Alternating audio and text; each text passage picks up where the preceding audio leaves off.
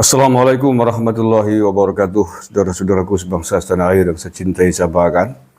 Bertemu lagi dengan saya, Gusmar, dari lereng Gunung Slamet di Banyumas, Jawa Tengah. Hari ini Rabu 14 Juni 2023. Breaking news, Menteri Pertanian Syahrul Limpo, yang tidak lain adalah kader Partai Nasdem, hari ini dikabarkan menjadi tersangka atas kasus korupsi.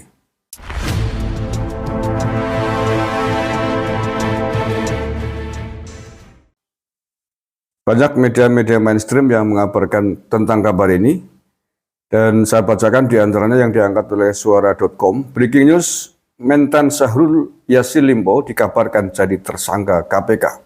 Rabu 14 Juni 2023, diangkat pukul 13.40 waktu Indonesia Barat. KPK membuka suara soal mencuatnya kabar Menteri Pertanian Syahrul Yassin Limpo telah ditetapkan sebagai tersangka dalam kasus korupsi. PLT Deputi Penindakan dan Eksekusi Komisi Pemberantasan Korupsi Asep Guntur menyebut kasus dugaan korupsi yang menjerat Syahrul Yassin Limpo masih dalam proses penyelidikan. Oke, jadi bahwa Syahrul Limpo sedang dalam proses penyelidikan di KPK, yes. Tetapi apakah sudah ditetapkan sebagai tersangka? Oke, saya lanjutkan. Saat ini masih proses selidik, kata Asep dikonfirmasi suara.com pada Rabu 14 Juni.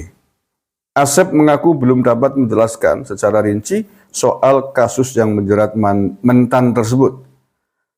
Sementara itu, sumber suara.com di internal KPK menyebut lembaga anti korupsi melakukan ekspos kasus korupsi yang melibatkan seorang menteri aktif.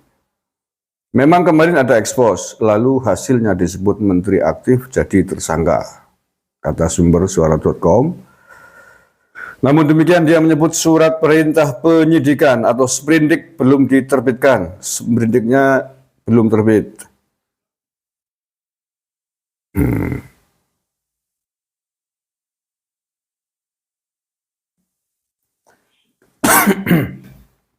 Kabar Mentan diduga dijadikan tersangka diketahui berdasarkan unggahan akun Instagram PDO Project pada Rabu 14 Juni. Dalam informasi terbatas itu disebutkan bahwa Syahrul Yassin Limpo selaku Menteri Pertanian 2019 sampai 2024 bersama-sama dengan KSD atau Sekjen Kementerian Pertanian 2021 sampai dengan sekarang, dan HTA Direktur Pupuk Pestisida 2020 sampai 2022, garis miring Direktur Alat Mesin Pertanian tahun 2023 telah melakukan perbuatan tindak pidana korupsi atau TPK, tulis akun tersebut.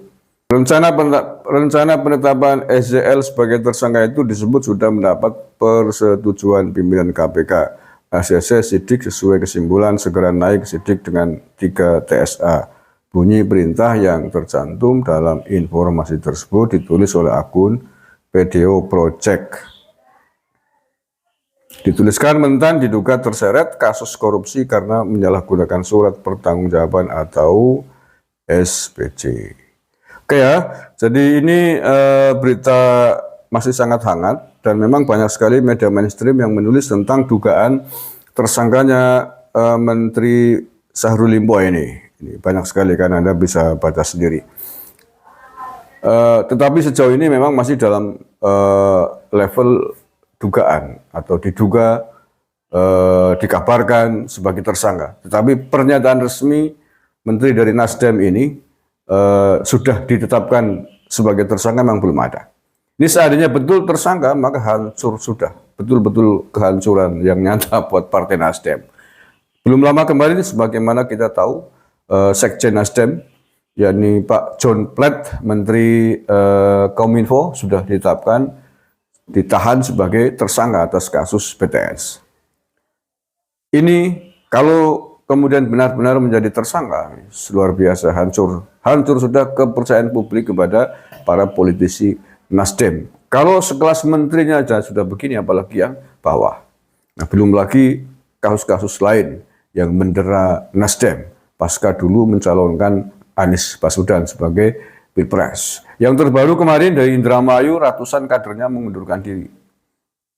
rame-rame mencopot seragam Nasdemnya, mencopot atribut Nasdem dan menyatakan mundur karena isu uang yang diminta terkait dengan pencalonnya sebagai calon legislatif. Nah, oke, kita akan tunggu update-nya dari kasus ini. Saya kira tidak akan lama, pasti ada pernyataan resmi dari KPK. Terima kasih. Assalamualaikum warahmatullahi wabarakatuh.